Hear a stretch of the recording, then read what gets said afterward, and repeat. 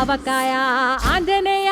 కథ మొదలెట్టినాడు చూడరయ్యా శక్తినంతా కూడగట్టి చెట్టు దులిపినాడు అంజయ్య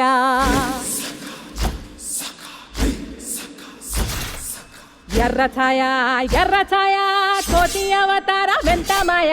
కత్తి సేత పట్టకుండా కాయ కోసినాడు కపిలయ్యా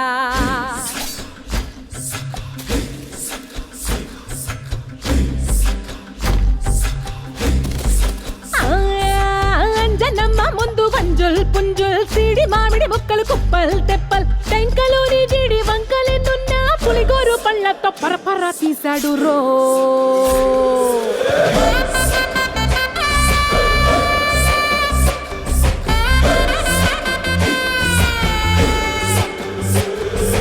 పక్కవాటం లెక్క సైకా కళ్ళుప్పు కడలి వదలనంటే